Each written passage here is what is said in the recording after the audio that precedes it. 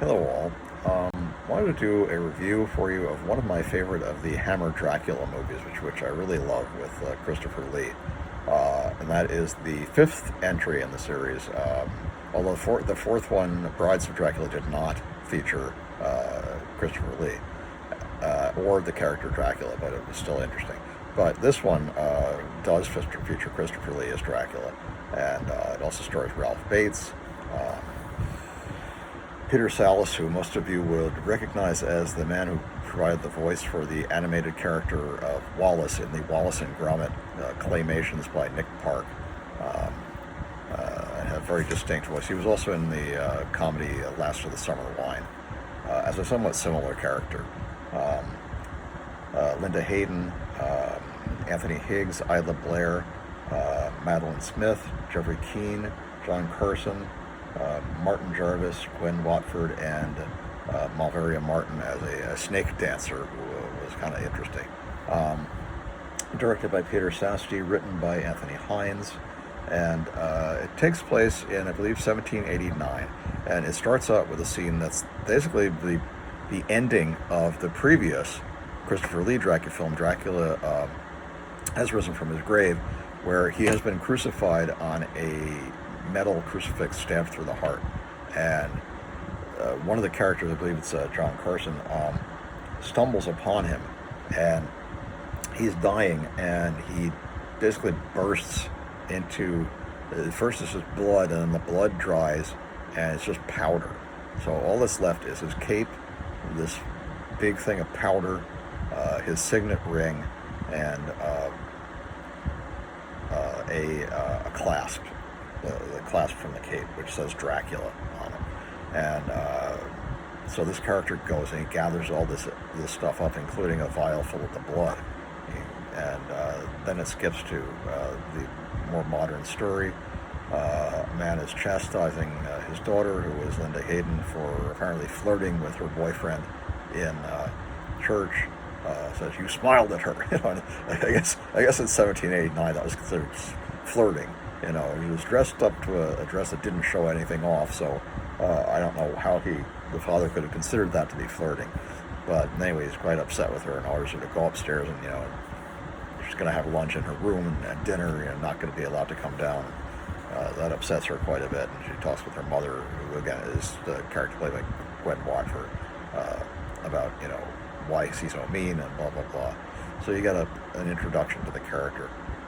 And then her father tells the mother that he's going out. It's the first Sunday of the month, and every first Sunday he and two of his cohorts allegedly go to the East End to perform charity work. Well, what they're really doing is visiting a brothel, and they go to the brothel, and they do give some coins to waifs or children who are gathered outside.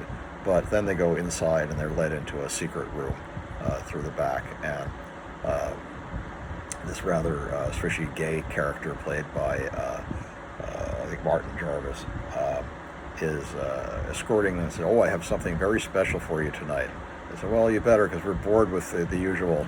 And a couple of the girls are in there with them, including one of them is Madelaine Smith, who I know in the credits was listed as Maddie Smith, and a couple of other girls, and they're kind of just being flirting and draping themselves all over, and they're drinking champagne, and I think one of them puts some sort of drug into his and offers another, and Peter Sallis, I think, says no. And then they're drinking, and there's this girl, Malvaria Martin, I think that's her name. Malvaria Martin does this snake dance, and she's dressed in a corset and stockings, and looks very sexy, doing this dance with a white python sort of twirling around her. And suddenly they're interrupted by Ralph Bates is playing a character named Young Courtly, who is the son of Lord Courtly, and he just sort of barges in, grabs Dolly away from them, and the manager is very upset and tries to chase him out, because apparently he's a ne'er-do-well, he doesn't have any money, and they're saying, "Who was that?" He said, "Oh, that's Young Courtly, he's Lord Courtly's son. He was disowned, and he disinherited. He doesn't even have a penny because he was found practicing black mass at the family sanctum. family church, and they said, well, if he doesn't have any money, how does he survive? They pay him. And he's talking about the prostitutes. He says, what? He says, yes, they keep him. They're fascinated by him, because he has, because he dabbles in black magic, and he's charming, and they keep him. So they meet him again out in the corridor and say, we'd like you to come to dinner with us. He says, why? Why would I go to get dinner with you? They say, well, we may have we'd like to talk to you, and we may be able to help you, and we'll pay for it. And he says, fine, and orders them to take a carriage to the most expensive restaurant in London, and they take him, and they're giving him this elaborate dinner and wine and everything, and he says, okay, why did you want to see me? And they say, well, we're interested in you. He says, let me guess, you three are, bored, and you're looking for diversions, and you've basically gone through everything and found it boring. Now you want to do something else, something exciting. They said, yeah, that's basically. He said, how far are you willing to go? And they said, what do you mean? He said, well, are you willing to sell your soul to the devil? And they say, what? What do you mean? He says, just what I said. Are you willing to sell your souls to the devil? And he said, they all, kind of hesitate, but finally, eventually, well, yeah, we'll go along with whatever you want. Said, fine, then come with me. He takes them to a shop where the guy who gathered up, the John Carson, the guy who gathered up the remains of Dracula's being, his blood and his cape and his clasp and his signet ring, has them for sale, but he wants 1,000 guineas, 1,000 pounds, really, for them. And they're looking at him like, what? We're not going to pay that much. And he says, well, then I guess you're not serious.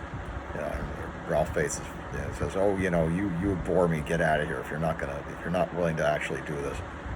They look at each other and say, okay, fine, we'll do it. They buy it for him, and he tells them in a certain, I think, 10 days, meet me at this place. And he gives them a map, and he leaves. And then a couple of other events transpire. There's a party that's going to be held by a friend of Linda Hayden's. It's Isla Blair, I think it's her party, and she wants to take her boyfriend, who I believe is Anthony Higgs, with her. His name is Paul, and their father forbids her. Meanwhile, she finds out that her friend Isla Blair is engaged to her boyfriend. She shows her this really big, huge ring that he bought her, and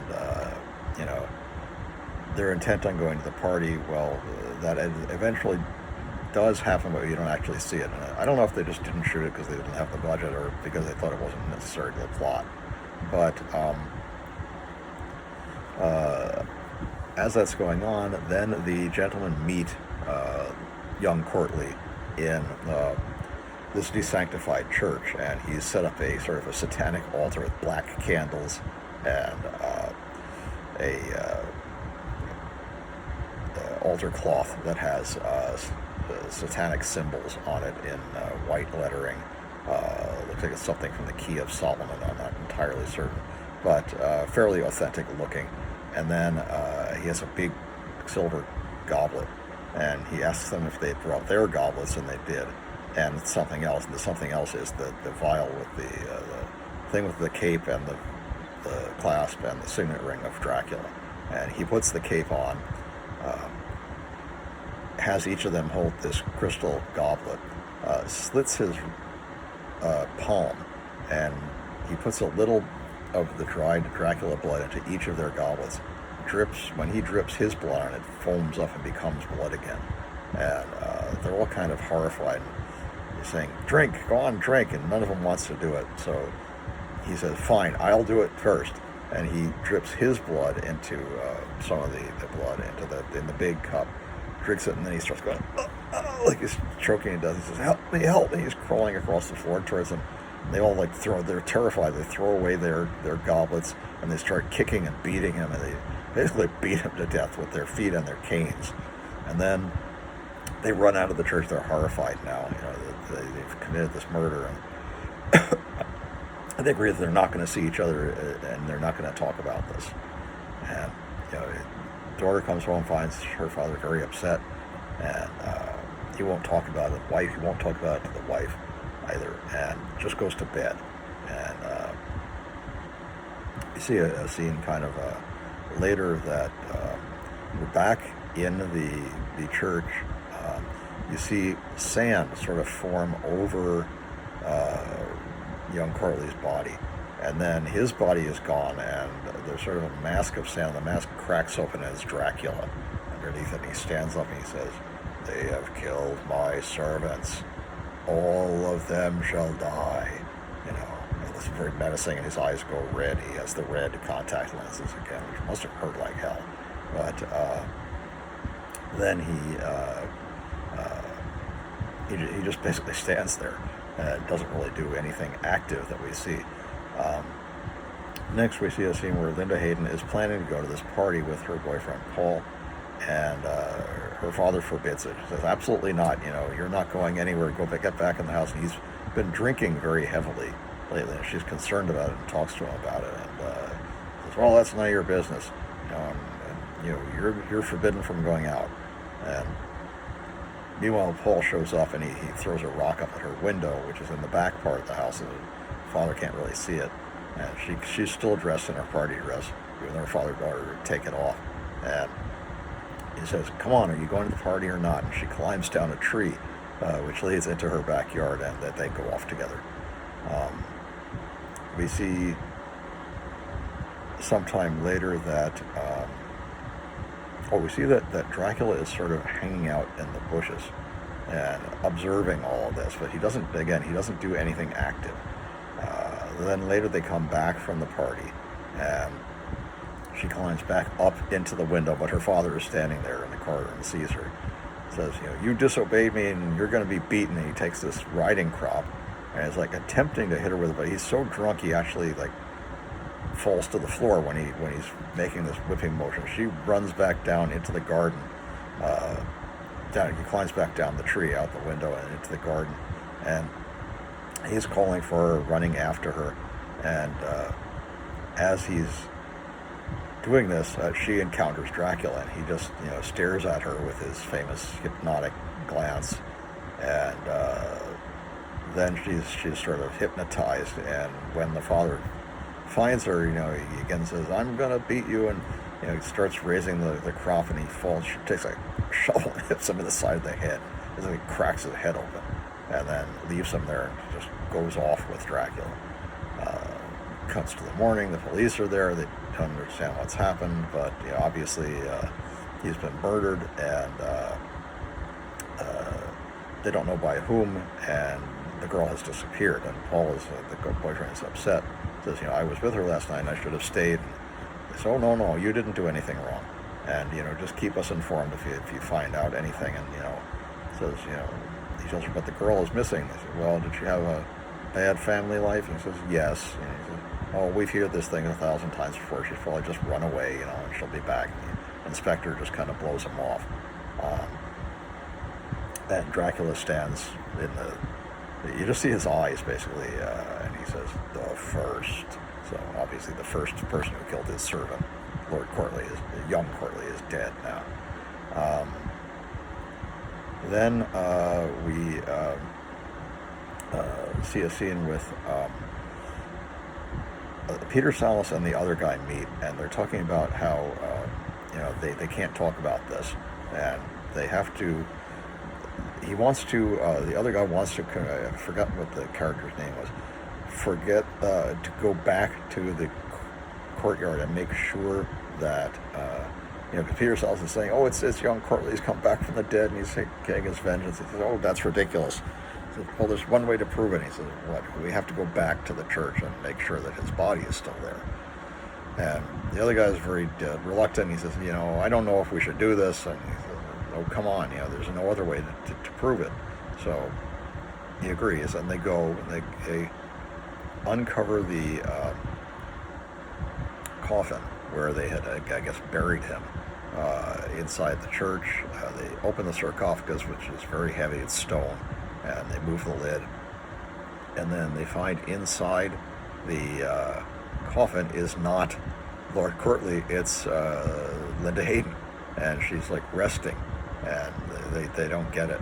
Or no, it's not Linda, it's Isla Blair, who is the daughter of Peter Sallis, who had also come under Dracula's thrall. Only he bit her. He didn't bite Linda Hayden. That's the difference. She had come to see Linda Hayden in her garden, and Dracula was there, and he turned her into a vampire, apparently.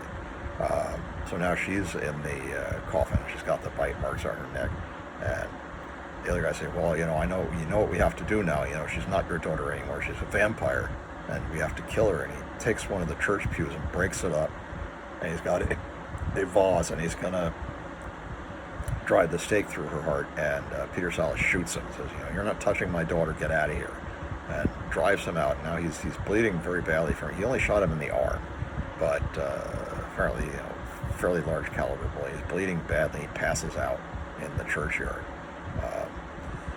Peter Sallis, meanwhile, just sits there, waits, with his daughter, and it becomes night. And you see it through the stained glass window, which I thought was a cool effect. You see the sun setting, not outside, but through the stained glass window as it darkens and darkens. And then his daughter wakes up, and he says, oh, I knew you were still alive. But you see that she's not really alive. She's in Dracula's thrall, and Dracula comes in, and Isla Blair and Linda Hayden corner him, and Linda Hayden holds the stake, and Isla Blair takes a stone and pounds the stake through Peter Sallis' heart and kills him. And then Dracula says the second. The third guy wakes up in the courtyard of the desanctified church later. He doesn't remember what's going on. He staggers his way back home. He's obviously in a great deal of pain from this gunshot wound, which is still bleeding. He's obviously lost quite a bit of blood, and makes it to his own house, and he starts writing something writing a letter with an old-fashioned ink pen and pot. And as he's writing this letter, his son, who apparently has also been, his son was bitten by Isla Blair. It was Isla Blair's fiance, and she converts him into a vampire. And he comes in and he stabs him in the chest with a dagger. And so Dracula finally says the third. Well, that should have been the end of the movie, but of course it's not, because we know that Dracula has to be destroyed, and the vengeance has to be taken. And so the fiance of Linda Hayden is summoned by the police because the letter that the third guy was written was to him. And he says, oh, what is it? He says, oh, it's a bunch of nonsense, the ravings of a bad man. He goes on about vampires and such, But it was written to you, so you should have it. And, gives it to him. He reads it and realizes that he has to go and, destroy Dracula. He goes into and that also that he revealed, the third guy, that he had not converted Linda Hayden to a vampire yet, and there may still be time to save her. So he goes to the desanctified church, and he waits for Dracula, and he does show up, and eventually, his dead fiance shows up too, or the other guy's fiance shows up, and so does Linda Hayden, and they're advancing on him, and Dracula comes, and he's prepared. He switched the altar back to a Christian altar, gets rid of all the satanic stuff, puts a crucifix on the altar, and as Dracula, he puts a crucifix bars the door with a wooden crucifix so Dracula can't escape. As Dracula is coming in, he picks it up, and the candlelight is reflected off it, and it shines in his face. You can't advance that way either. The women start to fight with him, and he manages to knock out Isla Blair's character, and he shoves away Linda Hayden, but he doesn't hurt her. And then Dracula's trying to advance him. She kind of snaps out of it. He hands her the crucifix, and then she snaps out of it. And she's saying, we got to get out of here. He'll kill us. And he's throwing like metal rods and things at him from the upper balcony of the church. And it's starting to become daylight, and he starts to become panicked, Dracula. And I don't know why they had this happen. This was kind of a stupid thing. He breaks the stained glass window, maybe because it's a religious symbol, and it's something that he can't stand to look at. But then the sun starts coming in, and he shades his eyes, and he collapses down onto the altar, and disintegrates again into just dust. And the other vampire, I think, dies at the same time. So now Linda Hayden and her boyfriend can escape. They remove the crucifix from the door and walk out, and Dracula's dead again. An interesting entry. It's different. Like, most of the story does not focus on Dracula at all. It focuses on these other characters and their own, struggles, which I thought was a kind of an interesting take. The next one in the series was Scars of Dracula, which is one of the bloodiest, goriest ones, which I don't like very much, even though there's a good performance by, of all people, Patrick Troughton, the second Doctor in Doctor Who, plays a really, really nasty, evil Igor-type assistant to Dracula, and really kind of some creepy stuff in there, including some hints of like homoeroticism and S&M a bit. But that was the sixth, and then of course the last two were the more modern, the ones that were set in the modern era. A lot of people don't like them. Dracula AD 1972, which starred the gorgeous Caroline Munro, unfortunately for only about 20 minutes of the film, because they kill her off, and I never understood why they did that. Why didn't they have her become a vampire? She would have been like the sexiest vampire ever. And then the sequel was Satanic Rites of Dracula. Was the last one that Lee did. And if you don't count Dracula and the Seven Golden Vampires, which is basically just a redubbed Chinese movie. But anyway, this one, Taste the Blood of Dracula, is definitely interesting. It's well worth watching.